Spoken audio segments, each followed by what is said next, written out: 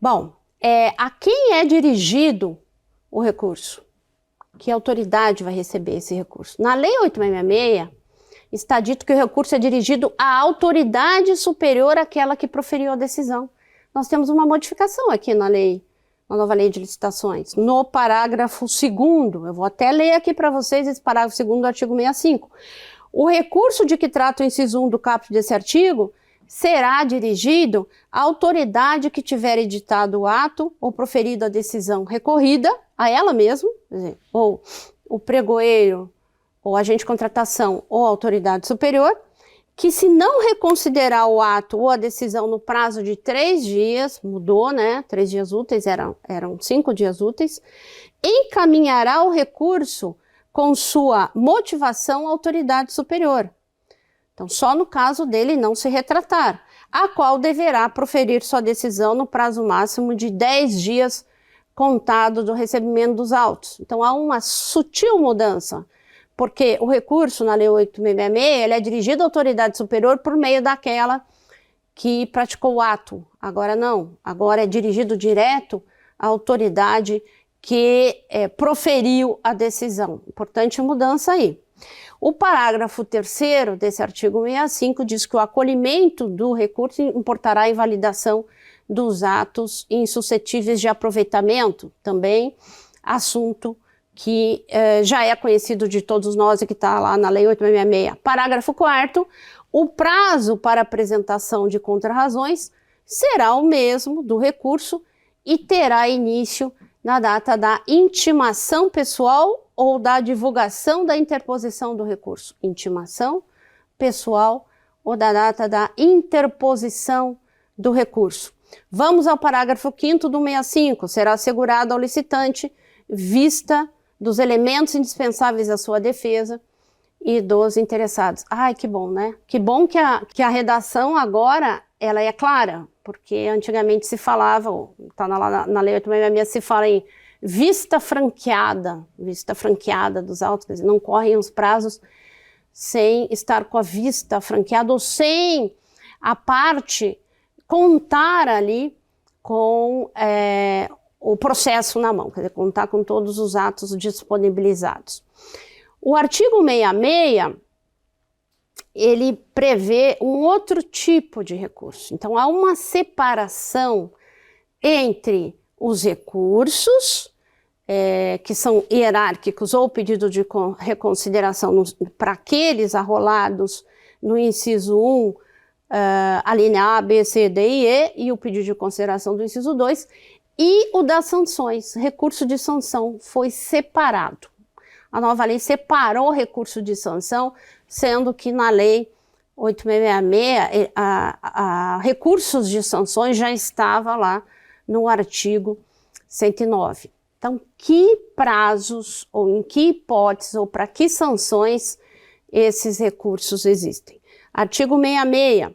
Da aplicação das sanções previstas nos incisos 1, 2 e 3 do caput do 156, advertência, multa e impedimento de licitar e contratar, caberá recurso no prazo de 15 dias úteis.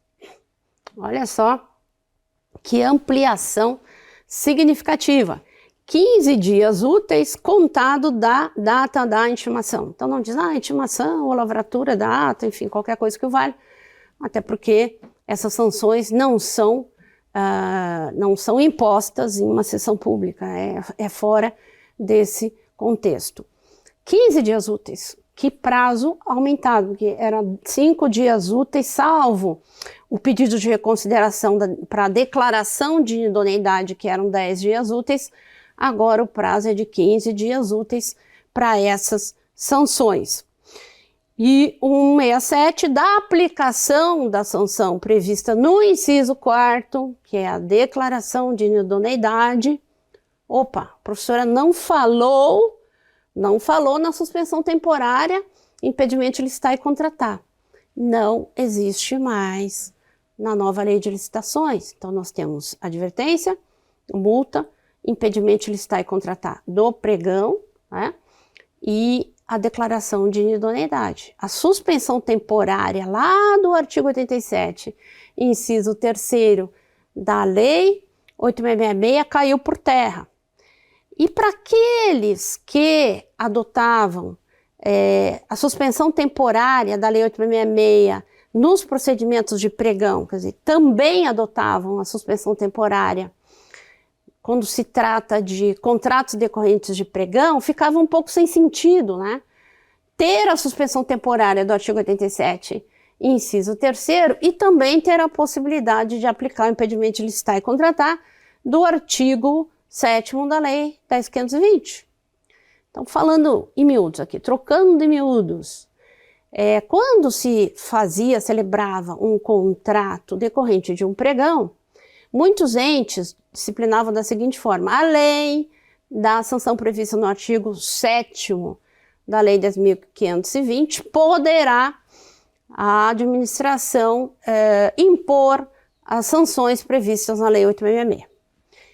E aí nós temos a questão da suspensão temporária acumulada com o impedimento de licitar e contratar do pregão. Se o impedimento de licitar e contratar do pregão, antes da nova lei de licitações, ele podia ser interposto, quer dizer, podia ser imposto pelo prazo de até 5 anos, então eu poderia, né, eventualmente, aplicar a penalidade do artigo 7º da Lei 10.520 por prazo menor que 5 anos. Eu poderia aplicar por 1 ano e até por 2 anos, que é o mesmo prazo da suspensão temporária do direito de licitar e contratar, do artigo 87, inciso 3º, até 2 anos. Então aí a administração poderia ficar naquela dúvida: e aí, eu aplico a do pregão ou eu aplico? É evidente que se eu quiser aplicar uma penalidade hoje, pela legislação do pregão, além de 2 anos, eu terei que fazê-lo por meio da própria legislação do pregão, caso eu tenha realizado um pregão e aí celebre um contrato. Portanto, caiu a suspensão temporária do direito de licitar, haverá uma aula a respeito disso. Muito bem, então o artigo 67, retomando, ele diz que para o inciso 4º do artigo 156, que é a declaração de idoneidade, caberá apenas pedido de reconsideração. Então não se fala mais em recurso hierárquico, recurso no sentido estrito, que deverá ser apresentado no prazo de 15 dias úteis, outro prazo bastante ampliado, contado da data da intimação e decidido no prazo máximo de 20 dias úteis, contado de seu recebimento. Então, aqui aumentou o prazo, tanto para apresentação do pedido de reconsideração, quando se trata de aplicação da declaração de idoneidade, como a própria manifestação da autoridade que recebe esse recurso, ela também terá mais prazo para isso.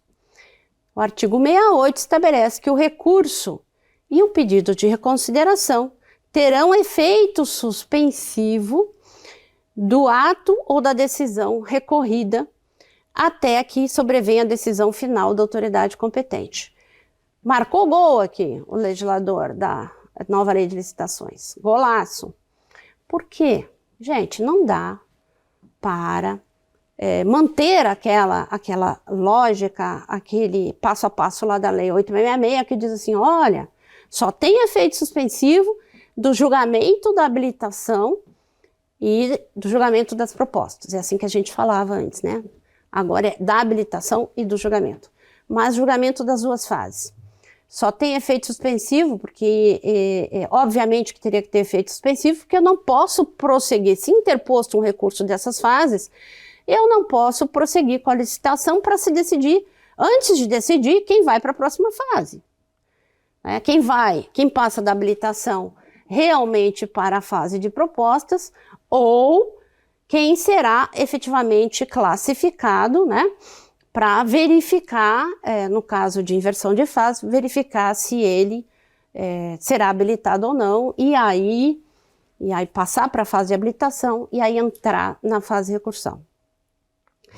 Que diz, portanto, reforçando, a nova lei de licitações é que terá efeito suspensivo o recurso que for apresentado.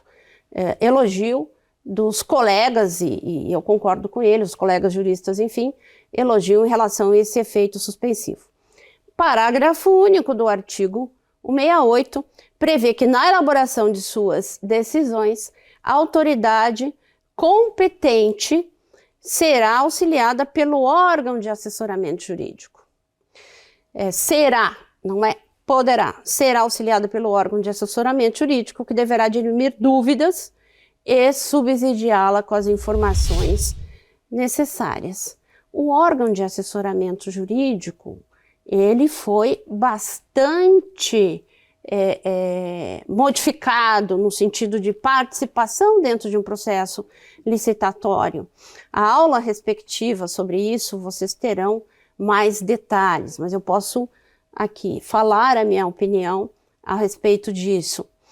Ele exerce, a partir da publicação dessa nova lei de licitações e adotando essa nova lei de licitações, ele exerce a função de um controle de legalidade próximo ao controle interno, dentro da fase de controle interno. Ele é comparado e até enquadrado como um órgão de controle interno.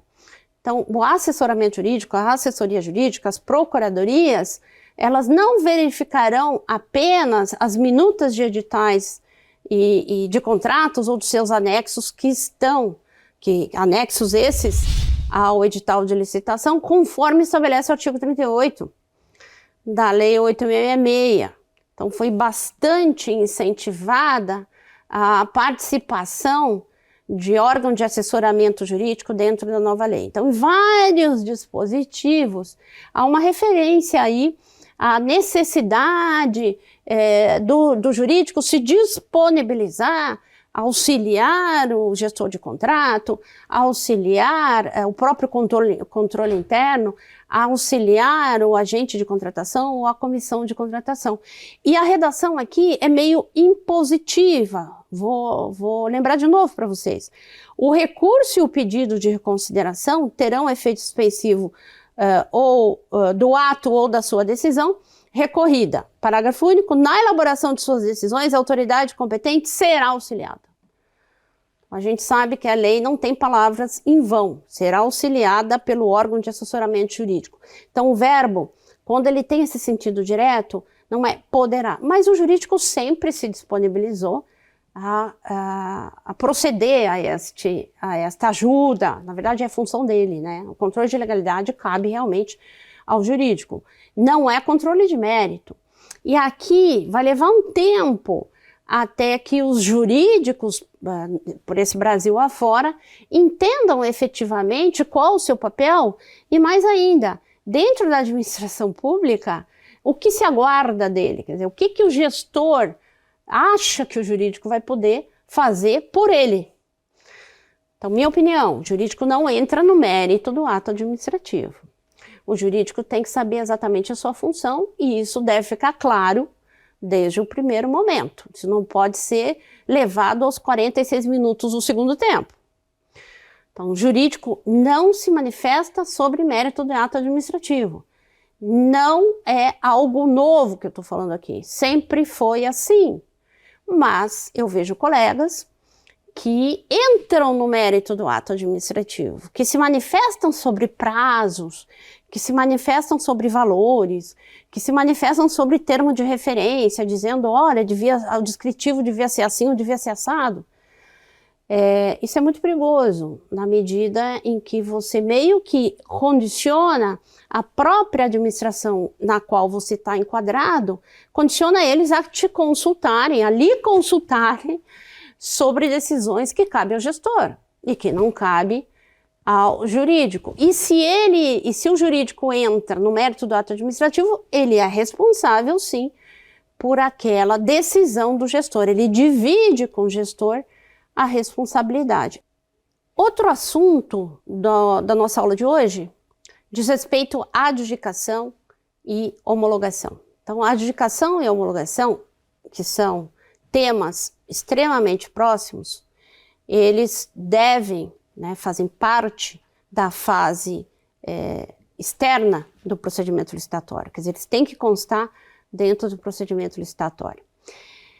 O artigo 71 da Lei 8666 vai se referir ao encerramento da licitação. Muito bem, encerrada, quer dizer, terminada lá a fase recursal, interposto ou não o recurso, a gente tem que saber o que acontece daí para frente. O artigo 71, ele é claro ao dizer, encerradas as fases de julgamento e habilitação, primeiro o julgamento das propostas, depois a habilitação, exauridos os recursos administrativos, o processo licitatório será encaminhado à autoridade superior que poderá, primeiro, determinar o retorno dos autos para saneamento das irregularidades. 2. Revogar a licitação por motivo de conveniência e oportunidade. E 3. Proceder à anulação da licitação de ofício ou mediante provocação de terceiros, sempre que presente ilegalidade insanável. E 4. Adjudicar o objeto e homologar a licitação. Traduzindo miúdos. Encerrada a fase de recursos, né, com a definição aí da empresa que seria a primeira classificada, a autoridade superior receberá este processo para adjudicar e homologar. Bom, em primeiro lugar, essa adjudicação, ela significa o quê? A adjudicação nada mais é do que atribuir à licitante, classificada em primeiro lugar, o objeto da licitação. Estamos licitando uma obra, eu estou atribuindo, então adjudico à empresa, né, classificada em primeiro lugar. Adjudicação significa isso. Homologação. Homologar é olhar todo aquele procedimento anterior, quer dizer, todas aquelas fases e atos, inclusive a adjudicação, olhar e decidir o que vai fazer. Então, a parte de mérito desta fase de homologação, ela diz respeito à conveniência e oportunidade. A parte legal diz respeito à validação ou à invalidação. Diferente desta ótica do artigo 71, é uma sutileza, mas eu quero falar para vocês, porque vocês entenderão aí o que eu estou dizendo. Primeiro, quando você recebe um processo, eu sou autoridade superior, eu vou olhar se tem alguma ilegalidade. Então, se há alguma ilegalidade, eu já tenho que reconhecer aquela ilegalidade. Eu vou dizer, olha, não, nem parto para uma análise de conveniência e oportunidade, é o meu ponto de vista, que não é exatamente a ordem que está estabelecida aqui no artigo 71, inciso 1. Então, na prática, se houver uma ilegalidade ali dentro daquele processo, eu já tenho que reconhecer a ilegalidade e devolver o processo para reformar atos vai depender primeiro de um reconhecimento de ilegalidade, que isso fica por conta da própria autoridade superior. Então, há um vício de um procedimento, de um ato que foi praticado contra o edital, há vício em razão de um procedimento praticado contra a lei 14.133, primeiro tem que verificar isso. Então, reconhecendo a ilegalidade, seja de ofício, seja por provocação de terceiros, isso já dá um norte para reconhecer essa ilegalidade e a partir de então, ou até devolver os autos para o agente de contratação ou para a comissão de licitação para refazer o ato a partir do reconhecimento de nulidade. Isto em relação à ilegalidade. Conveniência e oportunidade dizem respeito ao mérito do ato administrativo, portanto, são requisitos da revogação. Então, a revogação, ela entra aí na seara do mérito do ato administrativo, da conveniência e oportunidade. A autoridade superior, portanto, ela adjudica e ela homologa o procedimento licitatório. Então, a gente não fica mais na dúvida, afinal, quem vai adjudicar? É o pregoeiro que adjudica se não tiver recurso e manda lá para a autoridade superior? Isso está muito claro no artigo 71. Ele não adjudica, ele encaminha para a autoridade superior. O que o artigo 71 caput estabelece é que, encerrada a fase recursal, quer dizer, pode ter uma fase recursal que será acompanhada pelo próprio agente de contratação ou comissão de contratação, mas eles não adjudicam, eles mandam para a autoridade superior. E o que eu quero também observar, interessante isso, é que o artigo 17, já aqui mencionado, e que se refere aos atos e fases que são praticadas dentro do procedimento licitatório, ele não tem homologação, né? O artigo 17, ele se refere à fase preparatória, divulgação do edital de licitação, apresentação das propostas e lances, julgamento, habilitação, recursal e homologação. Então, entre o inciso 6 e o inciso 7º, faltou adjudicação. Faltou adjudicação, mas não quer dizer que a adjudicação ela não exista. A gente tem que ler o artigo 17 combinado com o artigo 71, porque o artigo 71 é que faz menção à adjudicação, competência essa da autoridade superior. Um abraço, até a próxima.